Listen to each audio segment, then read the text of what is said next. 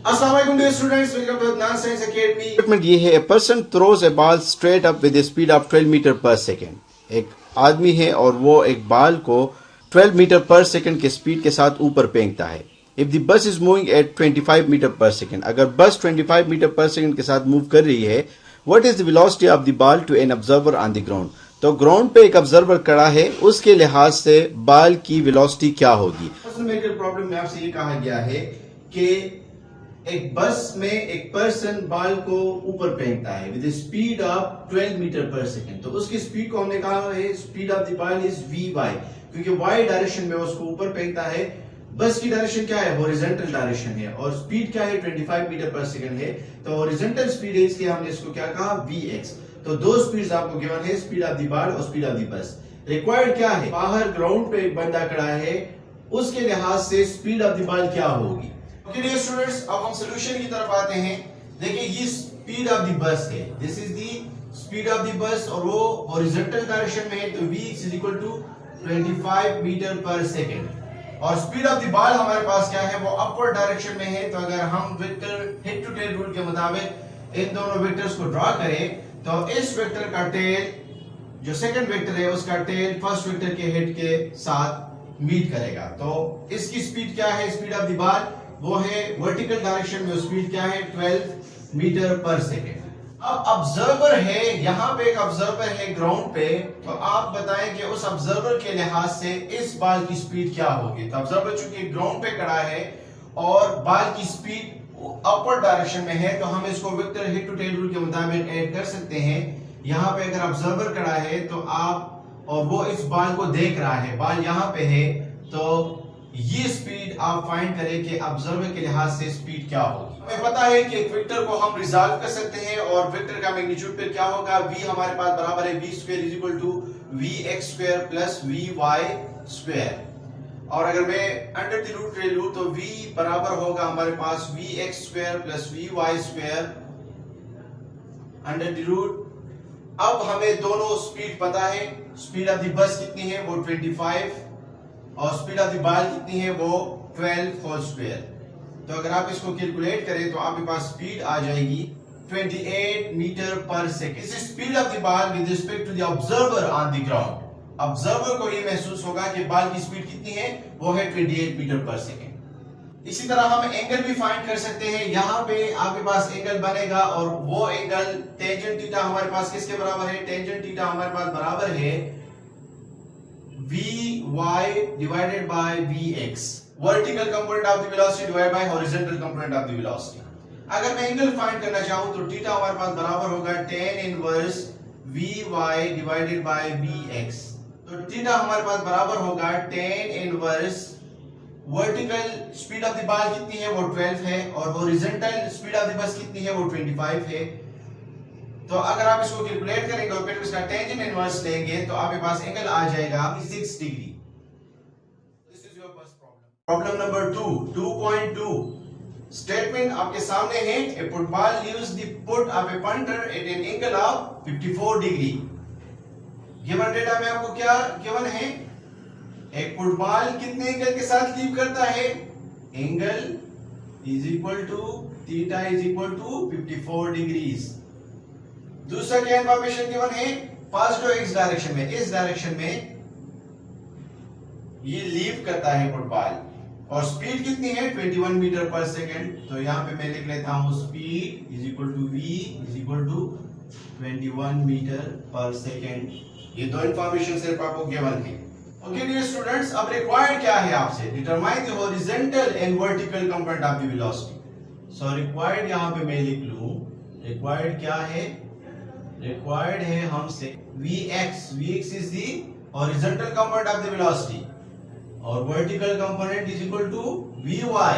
ये दो चीजें रिक्वायर्ड है, दो गिवन है, एंगल गिवन है, स्पीड गिवन है।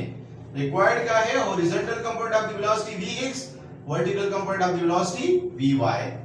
सो let's start with, okay dear students, तो क्वेश्चन नंबर 2 का सॉल्यूशन ये है, आपसे horizontal component of the velocity required है और vertical component of the velocity.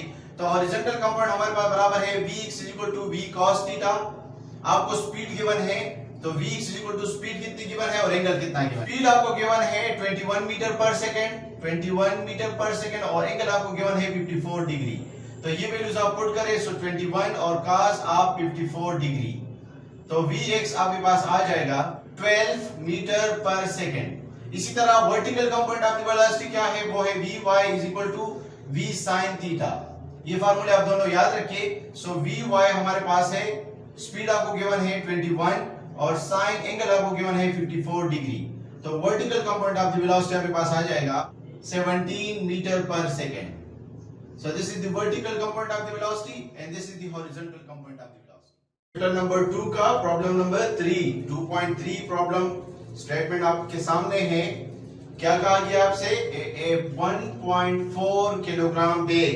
तो क्या गिवन है आपको, गिवन आपको है, गिवन डेटा में मास आपको गिवन है m is equal to 1.84 kg. Hangs in the middle of the cross line causing it to sag at an angle. Angle आपको क्या गिवन है, angle is equal to theta is equal to 3.50 degree. ये आपको ये दो चीजें given है। यहाँ पर अगर मैं रिक्वायर्ड लिखूं कि रिक्वायर्ड क्या है, रिक्वायर्ड हमारे पास है टेंशन T, ये हमने फाइंड करना है।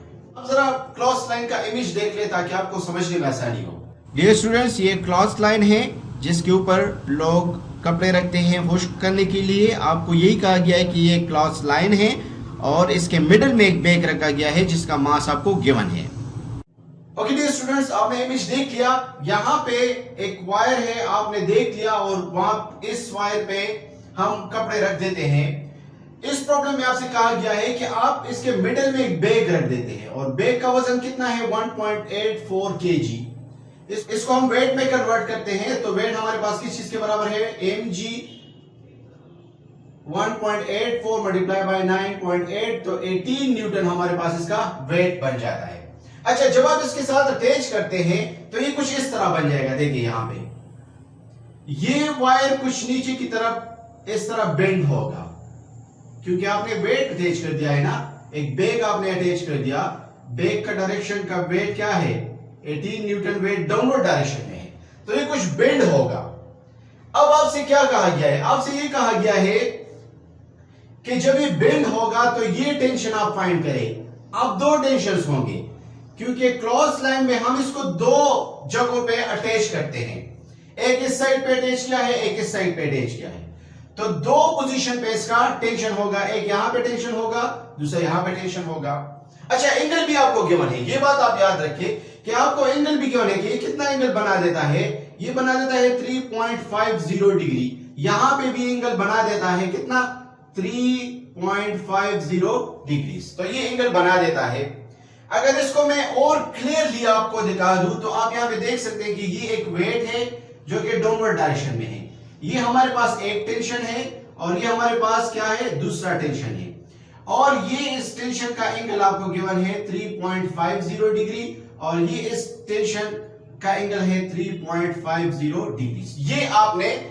ये दोनों टेंशन आपने फाइंड करने हैं। अच्छा, अब हमारे लिए फाइंड करना आसान होगा, लेकिन एक बात और भी आप सुन लें कि अगर एक फोर्स है, लेट्स से ये मेरे पास एक टेंशन है, अगर मैं इसको दो कंपोनेंट्स में रिजॉल्व करना चाहूं, एक इसका हॉरिजॉन्टल कंपोनेंट है, एक इसका वर्टिकल कंपोनेंट है, तो हिट टू टेल रूल के मुताबिक इस वेक्टर की डायरेक्शन ये होनी चाहिए और वर्टिकल वेक्टर की डायरेक्शन ये होनी चाहिए।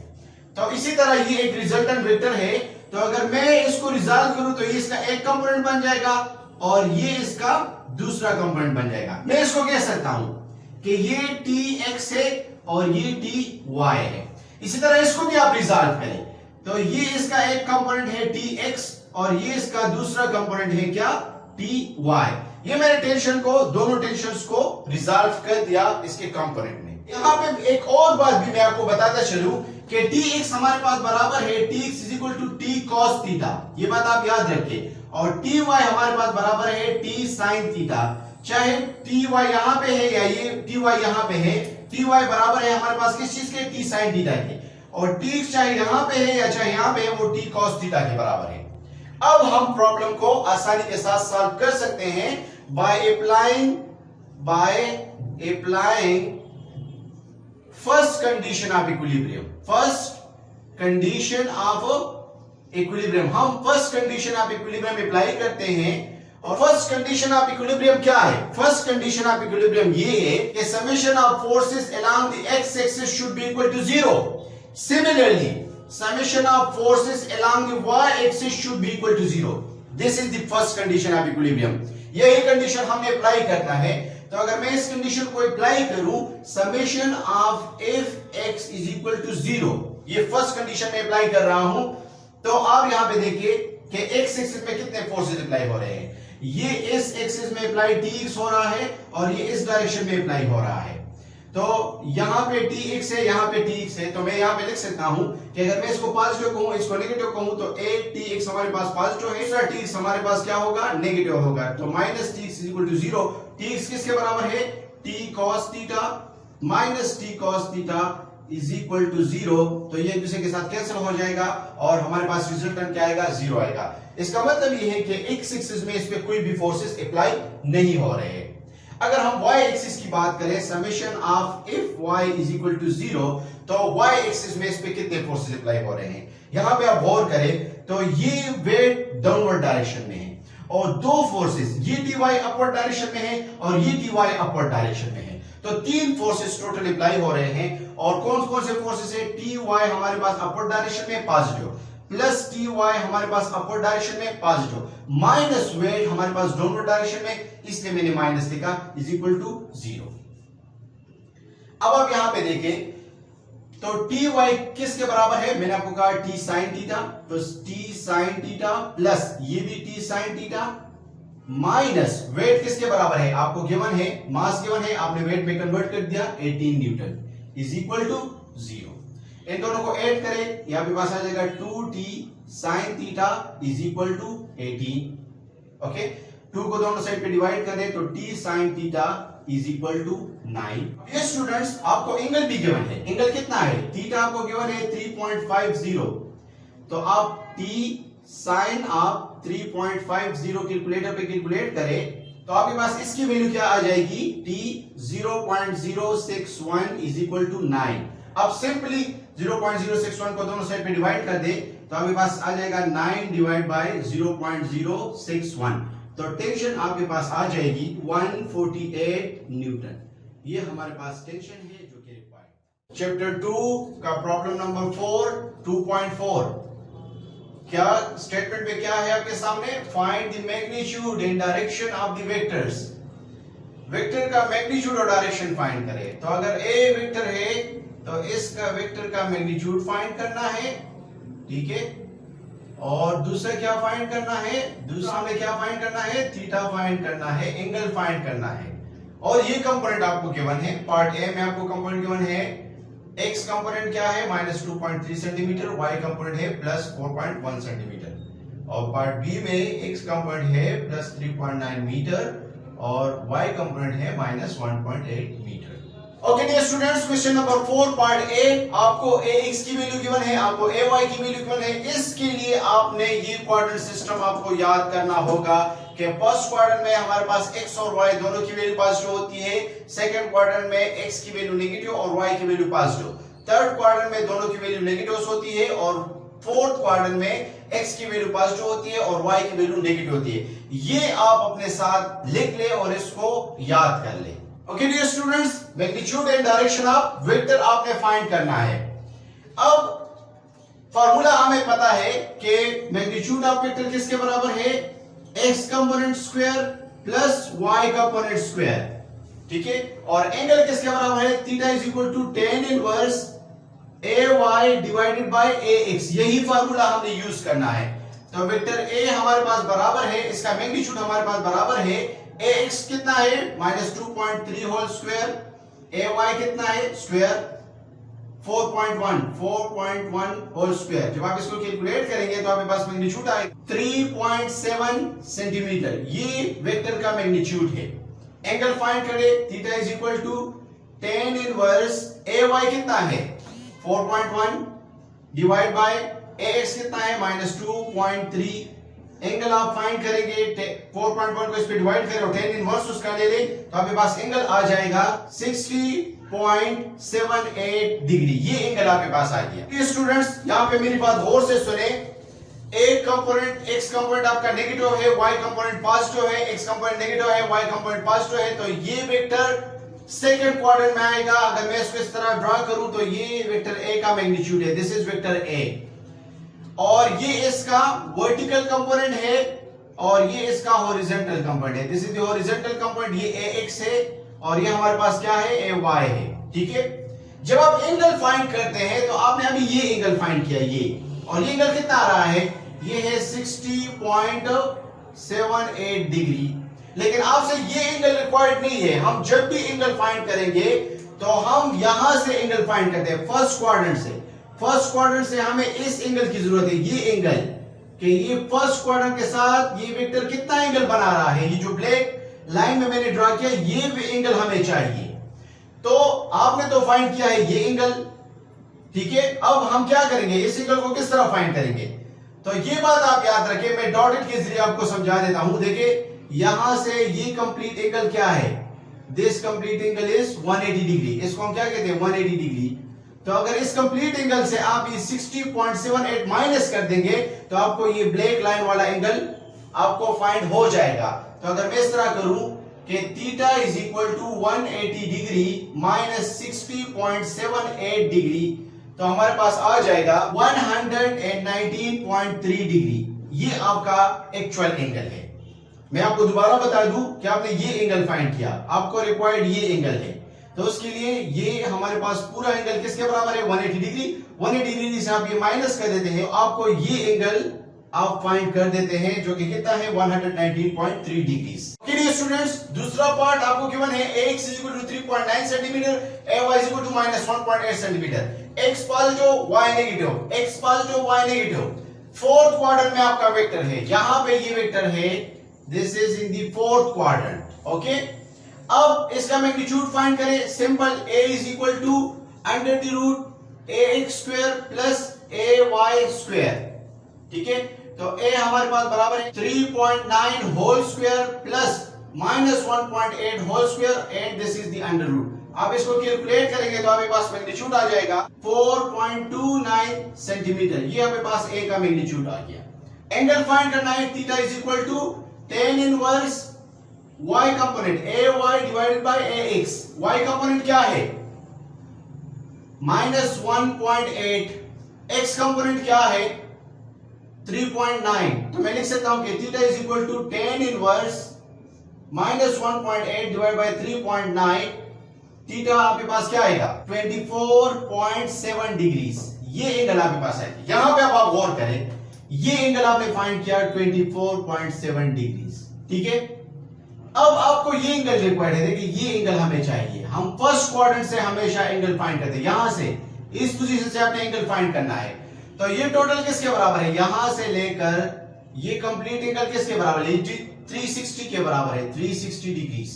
तो मैं अब कर सकता हूं कि 360 degree minus 24.7 degree is equal to 335.3 degree. तो ये एंगल हमारे पास क्या आ गया, ये एंगल हमारे पास आ गया 335.3 डिग्री। ये एंगल चैप्टर 2 का प्रॉब्लम नंबर 5। स्टेटमेंट आपके सामने है, वेक्टर एफ हैविंग मैग्नीट्यूड, कितना मैग्नीट्यूड है, 5.5 न्यूटन। गिवन डेटा में मैं लिख सकता हूं, गिवन डेटा हमारे पास क्या है, फोर्स है एफ, मैग्नीट्यूड कितना है, 5.5 Newton, max 10 degree with x axis.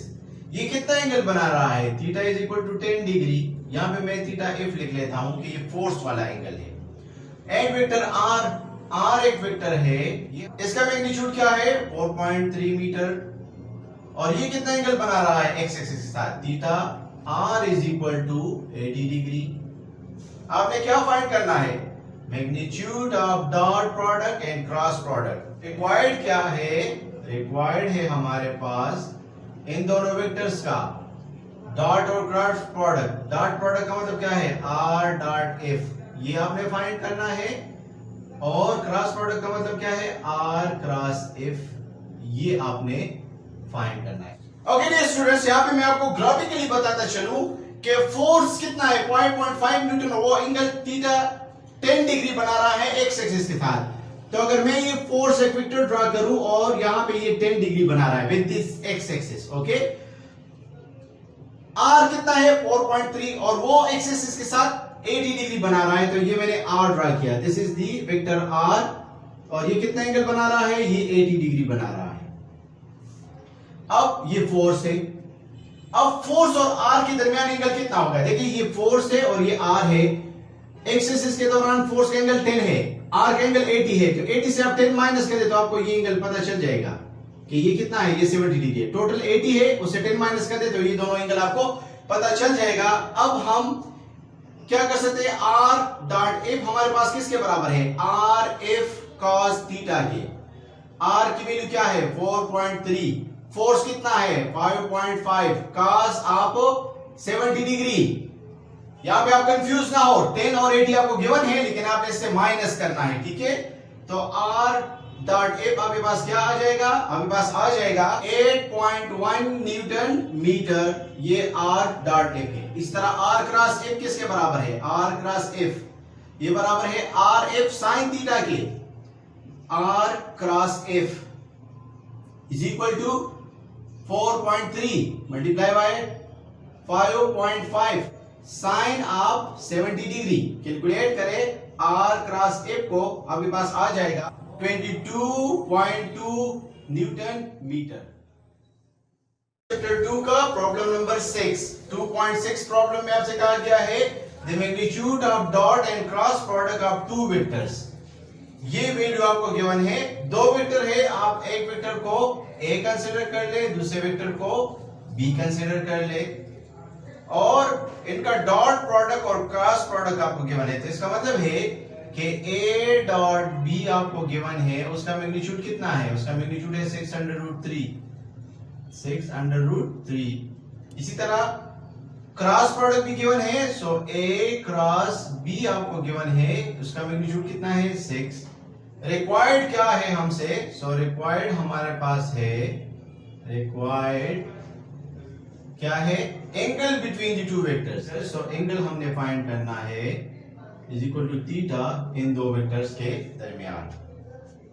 Okay dear students, problem number 6, दो वेक्टर्स गिवन है ए और बी। ए डॉट बी आपको गिवन है कि 6√3 के बराबर है, ए क्रॉस बी आपको गिवन है कि 6 के बराबर है। क्या करना है आपने, angle between the two vectors means theta कितना होगा। इसका सॉल्यूशन क्या है, ए डॉट बी आपके पास किसके बराबर है, a dot b is equal to vector a vector b हमारे पास बराबर है ए बी कॉस थीटा। इसको मैं इक्वेशन नंबर 1 कह देता हूं। ए क्रॉस बी हमारे पास किसके बराबर है, ए cross B is equal to A B sine theta, इसको मैं इक्वेशन नंबर 2 कह देता हूं, ठीक है। अब डिवाइड इक्वेशन 2 बाय 1। 2 इक्वेशन को आप 1 पे डिवाइड करें, किस तरह, देखिए ए क्रॉस बी ये डिवाइड करें आप ए डॉट बी पे, ठीक है, और ए क्रॉस बी किसके बराबर है, ए बी साइन थीटा, ये डिवाइड करें किस पे, ए बी कॉस थीटा पे, ठीक है। ये ए बी के साथ कैंसिल हो जाएगा और ए क्रॉस बी आपको गिवन है कितना है 6, ए डॉट बी भी आपको गिवन है कितना है 6√3 is equal to sine theta divide by cos theta किसके बराबर है tan थीटा। सो मैं यहां पे 6 के साथ कैंसिल हो जाएगा, tan थीटा हमारे पास बराबर होगा 1/√3 और थीटा हमारे पास बराबर है tan इनवर्स 1/√3। जब आप कैलकुलेटर पे कैलकुलेट करेंगे तो आपके पास आ जाएगा एंगल 30 डिग्री। तो दो वेक्टर्स के दरमियान एंगल कितना है 30 डिग्री। नंबर 2 का problem number 7, a uniform rod is 1 metre long. Length uniform rod का क्या है, ये गिवन डेटा है आपके पास। गिवन डेटा में पहले आपको लेंथ गिवन है, लेंथ कितना है, length is equal to L is equal to 1 metre और with weight 6 newton can be supported in a horizontal position. एक वेट आपको गिवन है, वेट इसको मैं वेट 1 कह देता हूं, W1, ये कितना है 6 newton. On the sharp edge with weights 10 newton and 15 newton from its end, ये दरमियान में वेट है और दो और वेट भी है W2 एक एंड पे वो कितना है 10 न्यूटन, और W3 वो दूसरे एंड पे है, वो कितना है, वो 15 न्यूटन है। What is the position of point of balance? तो रिक्वायर्ड हमारे पास क्या है, रिक्वायर्ड हमारे पास है क्या, position of point of balance. ये चीज हमने फाइंड करनी है। ओके डियर स्टूडेंट्स, यहां पे मैं फिगर बनाने जा रहा हूं और हमें बहुत गौर से तवज्जो देनी है। यहां पे आपको कहा गया है कि 1 मीटर रॉड है, ये मैंने 1 मीटर रॉड ड्रा किया, ये है इसका लेंथ 1 मीटर, ठीक है। आपको कहा गया है कि इसका वेट, जो मिडल वेट है वो कितना है, मिडल वेट हमारे पास है 6 न्यूटन, और इस मिडल वेट को मैं W1 कह देता हूं। आपको कहा गया कि दो वेट्स, एक एंड पे एक दूसरे एंड पे अप्लाई हो रहा है, एक एंड पे जो अप्लाई हो रहा है उसको लेट से मैं W2 कहूं, और वो है 15 न्यूटन। इस एंड पे भी एक वेट अप्लाई हो रहा है W3, और उसको मैं 10 न्यूटन कह देता हूं। ये तीन वेट्स आपको गिवन है, मिडल वेट और ये दोनों एंड्स पे आपके पास वेट अप्लाई हो रहे हैं। ये वेट चूंकि मिडल पे है तो यहां से यहां तक ये डिस्टेंस कितना होगा, देखिए ये 1 मीटर है टोटल, तो ये होगा 0.5 मीटर, और यहां से यहां तक डिस्टेंस कितना होगा, ये होगा 0.5 मीटर। मेरी बात आप गौर से सुने, आपको कहा गया है कि आपने इसको बैलेंस करना है। यह बैलेंस नहीं है, बैलेंस क्यों नहीं है, देखिए यहां पे वेट ज्यादा है तो ये नीचे आएगा, इसको बैलेंस करना है। बैलेंस करने के लिए मैं एक सपोर्ट कहां पे रखूं, यहां पे रखूं, इस साइड पे या इस साइड पे रखूं। देखिए ये नीचे की तरफ आ रहा है, क्योंकि ये वेट ज्यादा है, ये डाउनवर्ड मूव करेगा, तो मैं अगर यहां पे इसको सपोर्ट करूंगा, इसको ऊपर एक सपोर्ट दूंगा तो ये बैलेंस हो सकता है। अगर मैं सपोर्ट यहां पे दे दूं तो ऑलरेडी ये इस साइड पे आ रहा है, मैंने यहां पे सपोर्ट दे दिया तो ये ऊपर चला जाएगा और ये डाउनवर्ड आएगा, तो आपका ये रॉड बैलेंस नहीं हो सकता। तो ये रॉड कब बैलेंस होगा, ये रॉड उस वक्त बैलेंस होगा अगर मैं सपोर्ट यहां पे दे दूं, और मुझे पता नहीं है कि कहां पे देना है, ये डिस्टेंस मैंने फाइंड करना है, ये डिस्टेंस तो मैंने फाइंड करना है। लेकिन मैंने यहां पे एक आर्जी, एक आर्बिट्ररी पोजीशन सेलेक्ट किया कि लेट्स से ये सपोर्ट मैं इस साइड पे दूंगा, इतना तो मुझे पता है कि इस साइड पे नहीं देना, इस साइड पे दूंगा तो ये और ऊपर चला जाएगा, इस साइड पे इसलिए दूंगा ताकि ये ऊपर चला जाए और ये बैलेंस हो जाए। अब ये डिस्टेंस हमने फाइंड करना है। देखिए इस जगह से यहां तक ये डिस्टेंस कितना है ये हमें पता नहीं है, मैं इसको x कह देता हूं, अननोन डिस्टेंस है।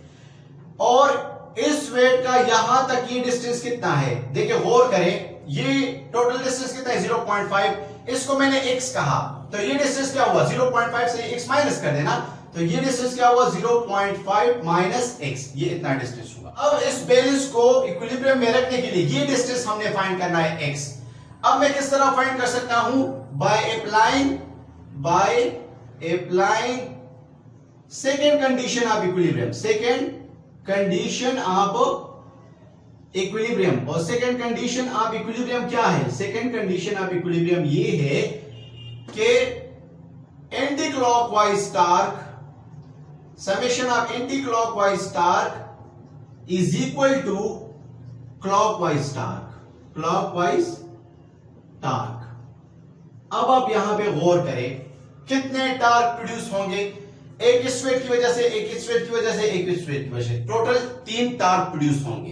ये वेट इस वेट की वजह से क्लॉकवाइज टार्क प्रोड्यूस होगी, इस वेट की वजह से क्लॉकवाइज टार्क प्रोड्यूस होगी, इस वेट की वजह से क्या होगी, एंटी क्लॉकवाइज टार्क प्रोड्यूस होगी। तो ये क्या करता है, ये एंटी क्लॉकवाइज टार्क प्रोड्यूस करता है, एंटी क्लॉकवाइज टार्क। और ये दोनों क्या करते हैं, ये हमारे पास क्लॉकवाइज टार्क प्रोड्यूस करते हैं, क्लॉकवाइज टार्क प्रोड्यूस करते हैं। तो एंटी क्लॉकवाइज इसकी वजह से होगा, तो 15 वेट है और मोमेंट आर्म कितना है वो हमें पता नहीं है, x, उसको हमने क्या कहा है, x is equal to clockwise torque इसकी वजह से हो रहा है, इसकी वजह से हो रहा है, ये 6 न्यूटन है, इसका मोमेंट आर्म कितना है, ये है 0.5 माइनस x, 0.5 माइनस x। ये तीसरा वेट है, इसकी वजह से भी टार्क प्रोड्यूस हो रहा है 10 न्यूटन, इसका मोमेंट आर्म कितना है, यहां पे फिर आपने गौर करना है जरा, यहां से इस पोजीशन से इस पोजीशन तक डिस्टेंस फाइंड करना है, यहां से यहां तक तो हमें डिस्टेंस पता है, ये कितना है 0.5 प्लस ये डिस्टेंस कितना है, इस पोजीशन से इस पोजीशन तक 0.5 माइनस x। तो 0.5 और 0.5 1 माइनस एक्स, तो ये टोटल डिस्टेंस कितना है 1 माइनस एक्स। तो 10 न्यूटन का मोमेंट आर्म कितना है 1 माइनस एक्स। अब आप सिंपली मल्टीप्लाई करें 15x is equal to 6 5 30 point है तो 3 minus 6x plus 10 minus 10x। यहां पे 15x is equal to 3 minus 6 and minus 10 minus 16x plus 10। 15x is equal to 13 minus 16x। इसको इस साइड पे ले आए तो ये 15x plus 16x is equal to 13, ये 31x इज इक्वल 13 और x is equal to 13 divide by 31 आ जाएगा 0.41 मीटर। इसका मतलब क्या है, इसका मतलब ये है कि ये जो बैलेंस है ये रॉड उस वक्त बैलेंस हो सकता है अगर मैं इस सपोर्ट को 0.41 मीटर के डिस्टेंस पे रखूं। ये x कितना है 0.41 मीटर, तो फिर ये रॉड क्या होगा, ये बैलेंस हो जाएगा। और ये था आपका न्यूमेरिकल प्रॉब्लम नंबर 7। चैप्टर 2 का प्रॉब्लम नंबर 8 2.8 प्रॉब्लम में आपसे क्या कहा गया है, a 4 metre long uniform ladder with weight of 120 newton. एक आपको गिवन है length is equal to L is equal to 4.0 metre. दूसरा आपको वेट गिवन है इस लेडर का, weight is equal to W is equal to 120 newton. Determine the forces exerted on ladder by the floor and by the wall। पहले मैं आपको ये figure जरा समझा दूं। एक फ्लोर है, फर्श है, ये दीवार है, ये लेडर इस दीवार के साथ रखी गई है। इस लेडर का लेंथ कितना है, ये 4 मीटर है। Weight of the ladder is equal to 120। Weight यहां पे मिडिल में मैंने क्यों रिप्रेजेंट किया है, क्योंकि weight of each and everything lies at the centre. तो सेंटर इसका क्या है 2 मीटर, तो यहां पे ये डिस्टेंस तकरीबन 2 मीटर बनता है। ये 2 मीटर डिस्टेंस है और ऊपर भी 2 मीटर डिस्टेंस है, इसलिए मैंने वेट को यहां पे रिप्रेजेंट किया है। और angle of ladder with floor, ये एंगल कितना बन रहा है, ये 70 डिग्री फ्लोर के साथ ये लेडर एंगल बना रहा है। आपसे क्या चीज रिक्वायर्ड है, आपसे ये रिक्वायर्ड है कि force exerted on ladder by wall, ये दीवार, ये वॉल इस लेडर पे कितना फोर्स अप्लाई कर रही है, उसको हमने FW कहा है। और दूसरा हमने ये फाइंड करना है कि force exerted on ladder by ground, ground जो कि FG है, ये इस लेडर पे कितना फोर्स अप्लाई कर रही है। तो इस लेडर पे वॉल की तरफ से जो फोर्स अप्लाई होगा वो फाइंड करें, और ग्राउंड जो इस पे फोर्स अप्लाई कर रहा है वो भी आप फाइंड करें। तो FW और FG हमने फाइंड करना है। डियर स्टूडेंट्स, मैंने जरा और भी जूम कर दिया ताकि आपको क्लियरली मैं चीजें दिखा सकूं। अगर FGX को मैं जरा रिजॉल्व करूं और यहां पे मैं इसको सेपरेटली बनाऊं, तो ये FG है हमारे पास, और इसको रिजॉल्व करें आप दो कंपोनेंट्स में, एक इसका हॉरिजॉन्टल कंपोनेंट होगा, एक इसका वर्टिकल कंपोनेंट होगा। इस हॉरिजॉन्टल कंपोनेंट को हम कहते हैं FGX, वर्टिकल कंपोनेंट को हम कहते हैं FGY। यहां पे मैं अगर रिप्रेजेंट करूं तो देखिए ये कंपोनेंट हमारे पास क्या है, ये कंपोनेंट है FGX, और ये कंपोनेंट हमारे पास क्या होगा, ये होगा FGY। अच्छा, अब ये क्वेश्चन है कि आप FW को क्यों रिजॉल्व नहीं करते, यहां पे FG एंगल पे है, इसलिए मैंने इसको दो कंपोनेंट्स में रिजॉल्व किया। FW तो ऑलरेडी हॉरिजॉन्टल एक्सिस में है, तो उसको रिजॉल्व करने की जरूरत ही नहीं है।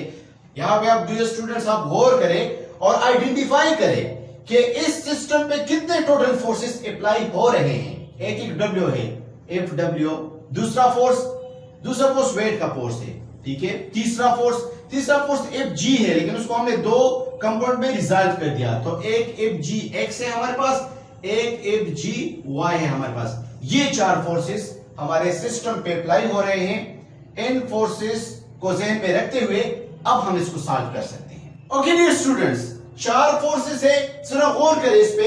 Wall, force of the wall, ये हमें पता नहीं है, ये हमें फाइंड करना है। हमें सिर्फ वेट गिवन है 120 न्यूटन, और हमें FGX और FGY का भी पता नहीं है, क्योंकि FG हमने फाइंड करना है। तो इन दोनों को कंबाइन करके हम क्या फाइंड करेंगे, हम FG फाइंड करेंगे। तो अब तीन अननोन है, FW भी अननोन है, FGX भी अननोन है, और FGY भी अननोन है। सिर्फ एक वेट हमें गिवन है, ठीक है। इसको जरा मैं दोबारा ड्रा करूं क्योंकि हमें जरूरत पड़ेगी। ये मैंने दीवार ड्रा किया, ये मैंने लेडर ड्रा किया, ये मैंने फ्लोर ड्रा किया। This is the wall, this is the floor, this is the ladder, okay, and this is the angle. ये 70 डिग्री एंगल बना रहा है। यहां पे आप देखिए, अब अगर मैं ये कहूं कि वेट यहां पे है, मिडिल पे ये वेट अप्लाई हो रहा है और ये फोर्स है, फोर्स ऑफ द वॉल। तो अगर आप गौर करें तो इस पॉइंट पे अगर मैं क्या अप्लाई करूं, second condition of equilibrium. Second condition हमें कहता है summation of anti clockwise torque is equal to summation of clockwise torque. दो टार्क प्रोड्यूस कर सकता है, वो किस डायरेक्शन में, क्लॉकवाइज डायरेक्शन में।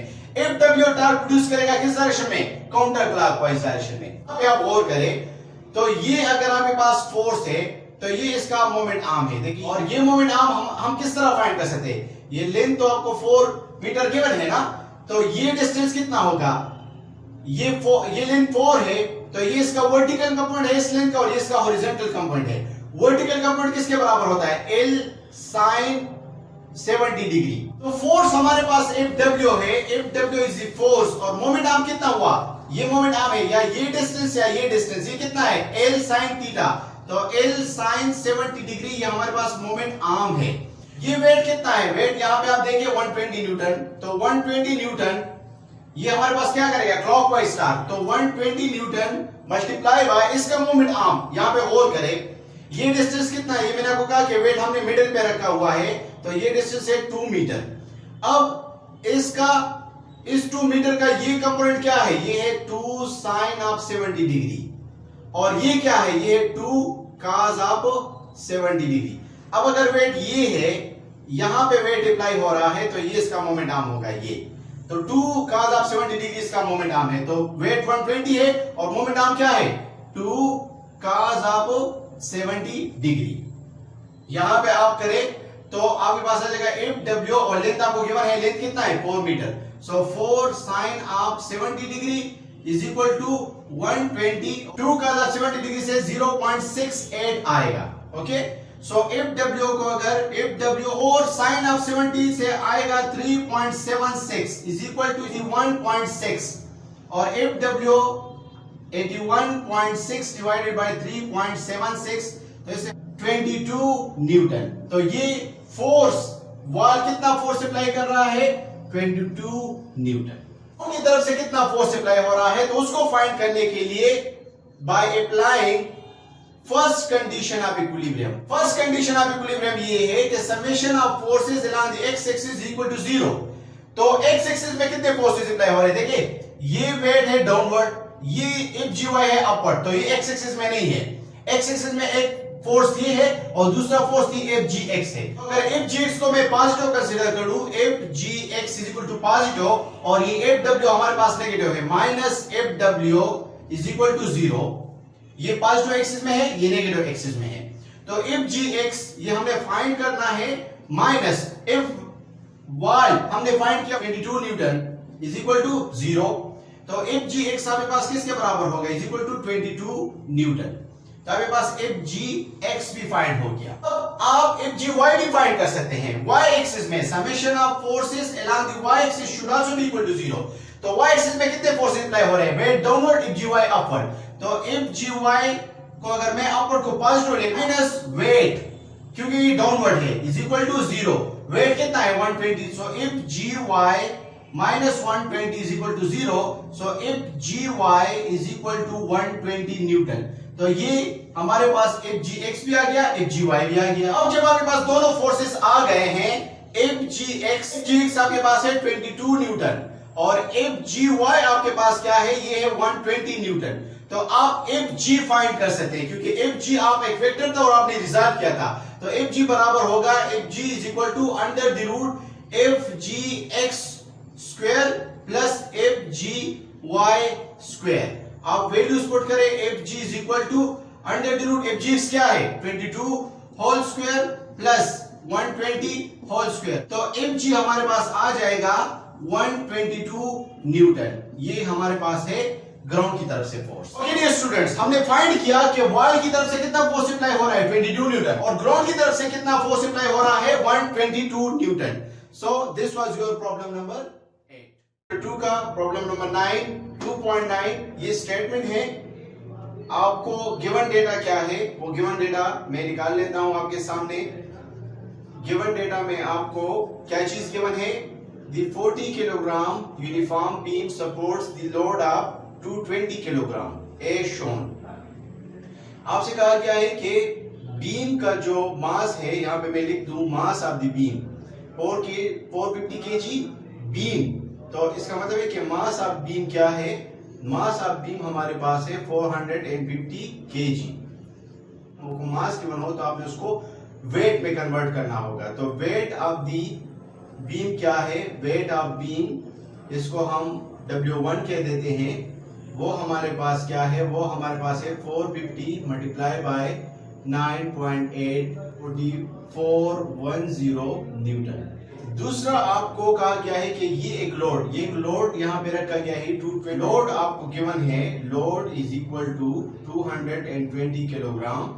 तो जिस तरह हमने मास ऑफ द बीम को वेट में कन्वर्ट कर दिया, इसी तरह आप लोड को भी वेट में कन्वर्ट कर दे। तो मैं यहाँ पे लिख सकता हूं कि वेट ऑफ लोड ये क्या होगा? ये होगा 220 मल्टीप्लाई बाय 9.8 2156 न्यूटन। ये हमारे पास वेट आ रहा है। आपसे रिक्वायर्ड क्या है? Determine the reactions at the support. तो रिक्वायर्ड में यहाँ पे लिख लूं कि रिक्वायर्ड हमसे है reactions eight support, reactions eight support. और दो रिएक्शन आपको इस फिगर में गिवन है, ये फिगर ऑलरेडी आपको गिवन है।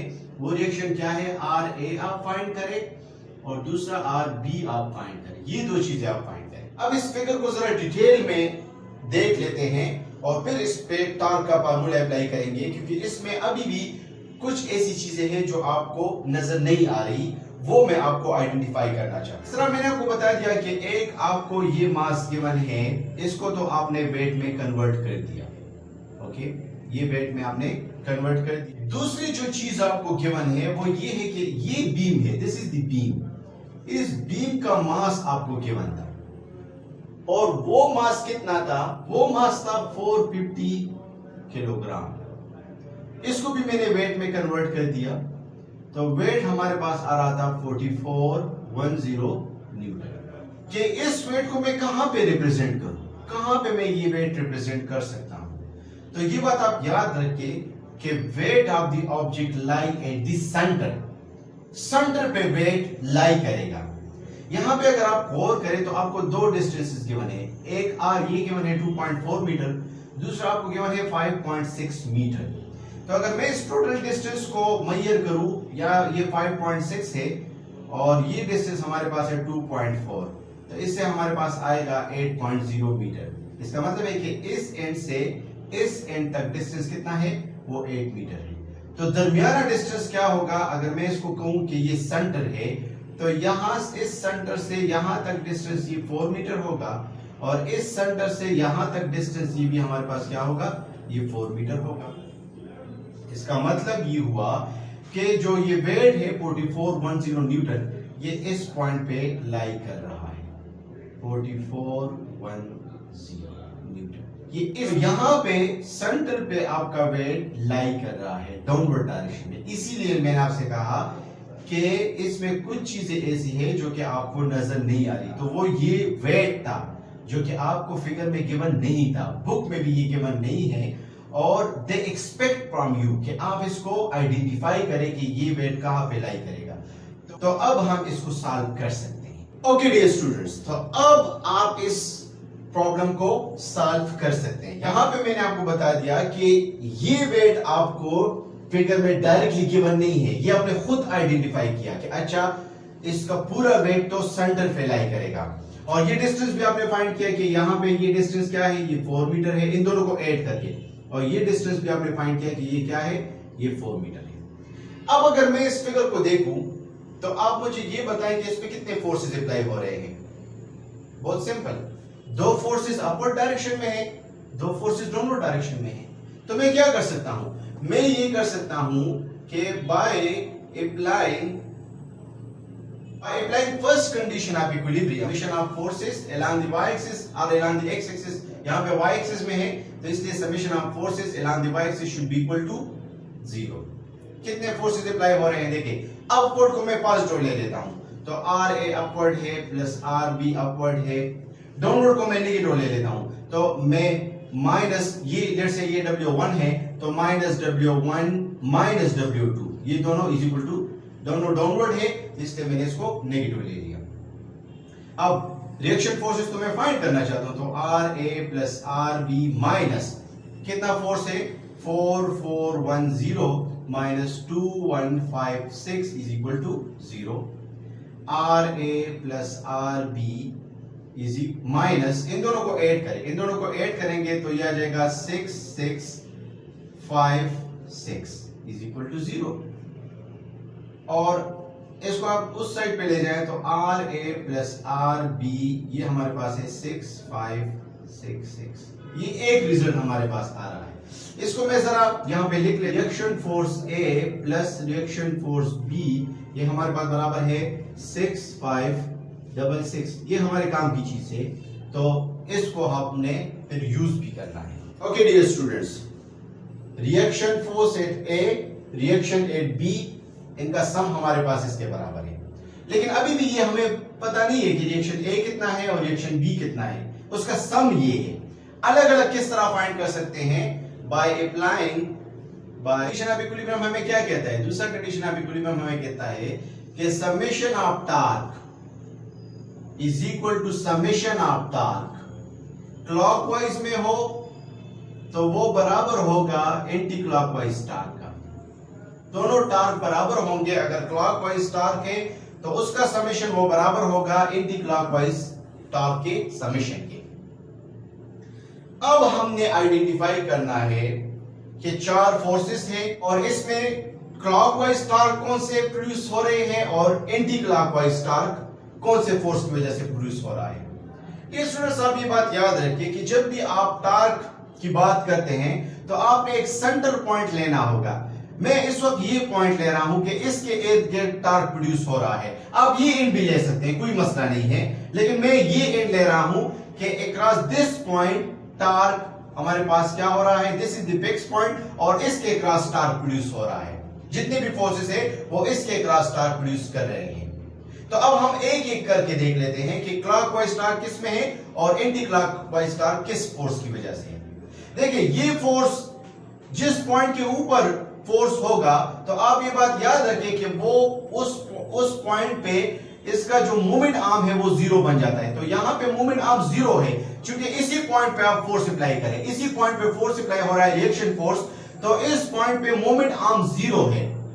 तो अगर मैं ये लिखूं कि moment arm multiply by RA और ये मोमेंट आर्म मैंने आपको बता दिया कि ये क्या है, ये जीरो है, तो इस पॉइंट पे तो टॉर्क नहीं होगा।